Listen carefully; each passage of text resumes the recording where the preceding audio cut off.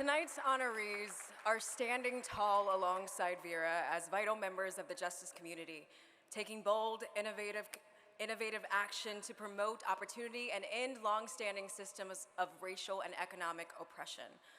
Now, when I heard about our first honoree, I felt an immediate personal connection stretching back to my childhood. See, as a kid, my big dream wasn't being on Broadway or even being an actress. I wanted to be a WNBA player. I played every night in my cul-de-sac until the street light came on. I dreamed of playing under Pat Summitt in the Women's Final Four, and then I stopped growing. So imagine my delight upon learning the owner of the New York Liberty and, okay, the Brooklyn Nets has become a tremendous force for justice. Clara Wusai is the founder of the Joe and Clara Tsai Foundation. She was born and raised in Lawrence, Kansas, the daughter of immigrants from Taiwan. Her father was a professor of economics at the University of Kansas. During the height of the COVID pandemic in the spring of 2020, when New York City was in a state of emergency but lacking respirators and even basic PPE, Clara and her husband Joe, in a matter of days, delivered millions of surgical masks, nearly 200,000 goggles, and 2,000 ventilators to New York hospitals to help ensure that health workers risking their lives to save others were safe. Yes. And that those with COVID had access to life-saving treatments. And now, in the wake of George Floyd's murder and a few months later, she set up the Foundation's Social Justice Fund to support the fight for racial justice and economic mobility in Brooklyn, and made a $50 million commitment to help the community in their efforts. In the 2 years since, the Social Justice Fund has gotten nearly $2 million out the door in low to no interest loans for BIPOC business owners across the Bureau who are struggling to come back to business after COVID. Clara comes at her work towards social justice with everything she has. As the owner of the Brooklyn Nets and the New York Liberty, she works with Reform Alliance and Vera and others to support and activate players' voices and to educate game-goers on the social justice work being done by many organizations across the city.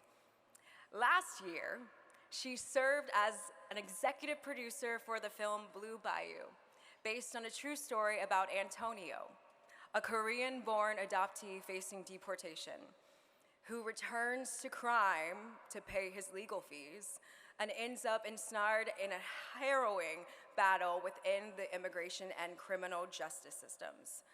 Using storytelling, sports, advocacy, and philanthropy, Clara is dedicated to creating a more equitable New York City. Please welcome to the stage, Clara Wusai, founder of the Joe and Clara Tsai Foundation.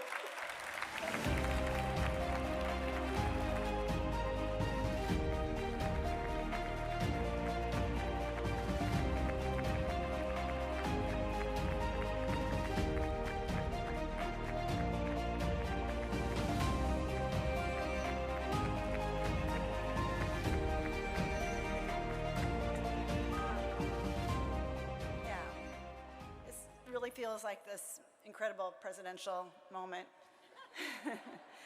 Kind of like when I was on Ellis Island and got my Medal of Honor as an immigrant. But thank you, Adrian, for the really nice introduction. And I wanted to also just note, Terrell, how inspired I am by your story and by your perseverance and leadership.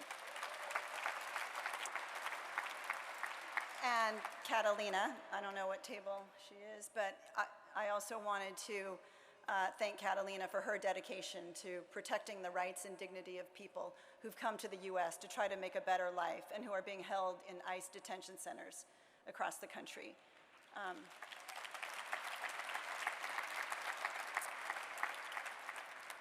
Adrian referenced the protagonist in Blue Bayou, and truly all of the Antonios of the world are grateful for the work that Catalina does.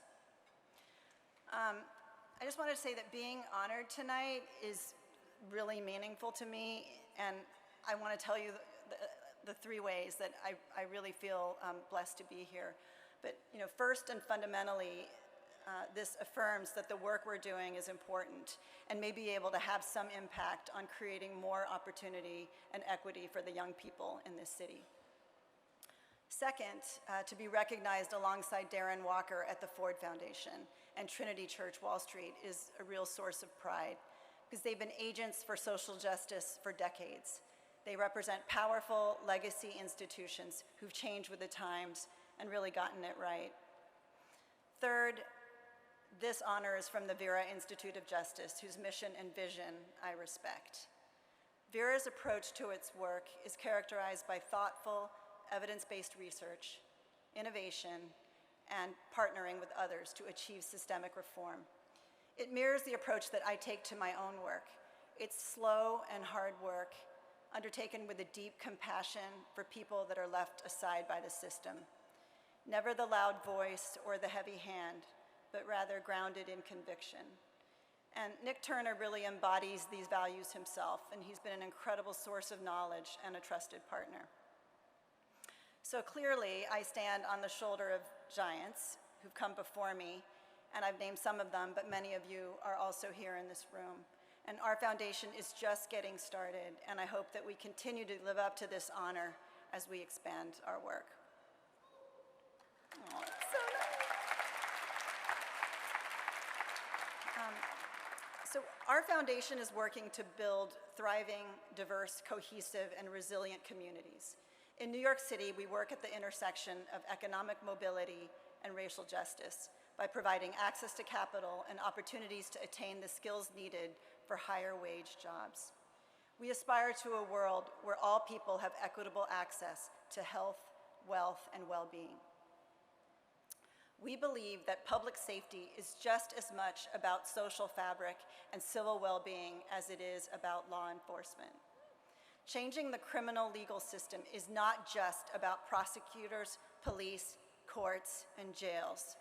It's also about root causes and everything that happens in people's lives before, and how opportunities can lead to different pathways that lead to better outcomes for individuals, their families, their neighborhoods, and their city. We have the evidence to know what some of these things are, but now we have to do the difficult work of linking it all together. I come to this work from a commitment to racial justice and equity. Mass incarceration is an expression of racism, systemic bias, and it is a building block of oppression. So while doing research for my remarks tonight, I learned that part of what motivated Louis Schweitzer and Herb Sturs to form the Vera Institute 60 years ago was Rikers Island. It was a blight on New York City, and Schweitzer had learned from a friend that more than 2,000 young men had been held on Rikers for over 10 months without trial. And he made the trip to see for himself and described being appalled by the overcrowding, riots, and other abuses that he witnessed. And he committed to forming Vera in part to address the wrongs that he saw that day. And even as Vera has gone on to secure some of the most meaningful criminal justice changes this country has ever seen, the plight of Rikers Island has had to remain front and center to the work, because Rikers is still mismanaged and the violence and chaos continue there today. In the last year and a half, over 20 people have died in our city's jails. Tomas Carlo Camacho was one of them. Tomas suffered from schizophrenia and spent weeks in the jail system's psych ward before returning to the general population. After hitting his head during a fall, he was left alone in a small, unsanitary holding pen with no water, toilet, or bed. 7 hours later, he was dead. But Tomas is just one of many people who've been failed by the Department of Corrections. Their mental health needs are unmet. Their urgent health crises are unseen by correctional officers. And even for those who survive their stay, Rikers renders its detainees more traumatized and unstable upon their release. The financial picture of Rikers is just as appalling. the city is spending $500,000 per person held on Rikers per year. More broadly, the city spends about $2 billion a year on the Department of Corrections.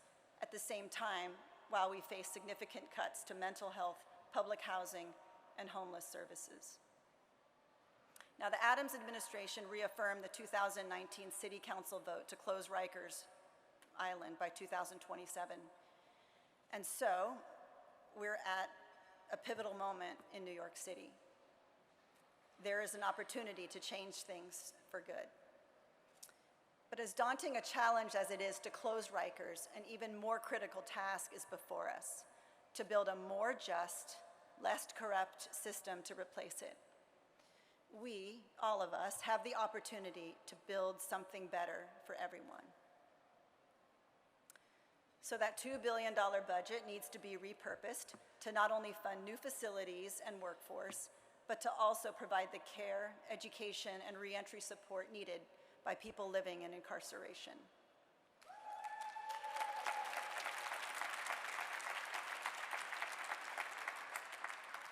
The facilities must be therapeutic and healing environments, not merely a system of locked cells. Investments must be made in public health, education, the community, and for economic opportunity. We must build a network of support for those in need before they end up in the criminal legal system. But just as important as allocating dollars differently, we need culture and systems change. The Rikers culture must not be duplicated at borough-based jails. We should be asking, what caused the system at Rikers to devolve to such a level of despair, and how can we avoid replicating it? We must also move people through the court system faster and reduce the length of stay in jails. Louis Schweitzer was appalled in 1961 that men were held at Rikers for 10 months before trial. But today, 1/3 of the people in jail, which is meant for temporary stays, are in for over 1 year, and 1/3 of those are in for more than 3 years. Again, this is just waiting trial. And this is not an easy problem, but it's a solvable problem. For long-term success, we must listen to and be respectful of the communities in Manhattan's Chinatown, and also the people in Queens, Brooklyn, and the Bronx that will be impacted by the new jails. And we must make sure that their voices and concerns about public safety and their neighborhood life are heard, integrated, and addressed. We have the chance to be bold and for this city to finally progress from a position of shame for our jail and prison system to being a national leader in community building and public safety. None of these problems can be solved alone. No one can work on every issue, but we each have a key to the solution. And instead of working on disparate initiatives, we should connect them. Systemic problems require systemic solutions. This is our opportunity to link arms and move forward together to build the communities that we want to see. So thank you, Nick, and thank you, Vera Institute of Justice. And to my friends and partners in the audience, Reform Alliance, Robin Hood, Campaign Zero, many others, I thank you so much for your friendship and your partnership as we work toward more equity and justice for more New Yorkers. Thank you.